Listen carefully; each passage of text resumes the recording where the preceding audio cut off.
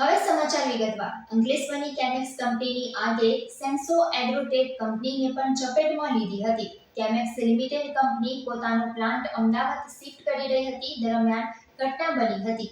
Chemex limited company આગે company expert godown અને ત્યારબાદ સેન્સો એગ્રોટેક કંપનીને ચપેટમાં લીધી હતી। કંપનીમાં પોલિમર વેક્સનું ઉત્પાદન થયું હતું, જે હાલ બંધ હતું। થર્ડ પાર્ટી દ્વારા પ્લાન્ટ શિફ્ટ કરવાની કામગીરી દરમિયાન ઘટના બની હતી। અંકલેશ્વર ઔદ્યોગિક વસાહતમાં છેવાડે બેલ કંપની નજીક કેમેક્સ લિમિટેડ કંપનીને બુધવારના 11 વાગ્યાના અરસામાં અચાનક આગ ભભૂકી ઉઠી હતી, જે જોતજોતામાં આગે વિકરાળ રૂપ ધારણ કરી લીધું હતું। કંપનીમાં પોલિમર વેક્સના જથ્થાને લઈ આગ લાગી હતી। પ્લાન્ટની આગ બાદ કંપનીમાં જ રહેલા એક્સપર્ટ માલના ગોડાઉનને પણ ચપેટમાં લીધો હતો। ઘટનાની જાણ ડીપીએમસી ફાયર ટીમને કરતા કાફલો સ્થળ પર દોડી આવ્યો હતો। આગનું વિકરાળ રૂપને લઈ અંકલેશ્વર નગરપાલિકા, પાનોલી સહિત ખાનગી કંપનીનો કાફલો પણ સ્થળ પર દોડી આવ્યો હતો। પોલિમર વેક્સને લઈ આગ બેકાબૂ બની હતી, જેને એક તબક્કે પાણી વડે કંટ્રોલ કરવું અશક્ય બન્યું હતું। ફાયર ટીમ દ્વારા ફોમનો મારો ચલાવ્યો હતો। વધુમાં આગ બાજુમાં આવેલ સેન્સો એગ્રોટેક કંપનીમાં પણ ફેલાઈ હતી અને આખી કંપનીને ચપેટમાં લીધી હતી। એક સાથે બે કંપનીમાં ફેલાયેલી આગ પર ભારે જહેમતે 2.5 કલાકે કાબૂ મેળવ્યો હતો। ઘટનાને પગલે ફેક્ટરી ઇન્સ્પેક્ટર, તાલુકા ડિઝાસ્ટરની ટીમ સભ્ય, અંકલેશ્વર મામલતદાર કરણસિંહ રાજપૂત, જીપીસીબીના અધિકારીઓ સહિત કાફલો પણ સ્થળ પર દોડી આવ્યો હતો।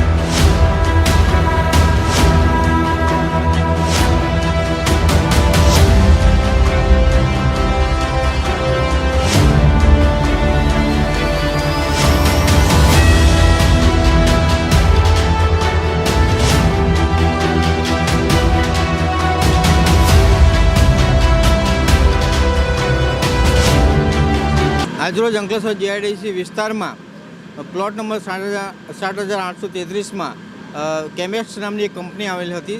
તે વેક્સ બનાવવાનું કામ કરતી હતી, પરંતુ અચાનક આ કંપનીમાં સવારે 10:30ના સુમારે આગ લાગી હતી। આગ કયા કારણસર લાગી છે તે કંઈ જાણવા મળેલ નથી અને એની બાજુમાં જ આવેલ કંપનીમાં પણ આ આગે ઝપેટ મારી હતી અને તેમાં પણ નુકસાન થયેલ છે।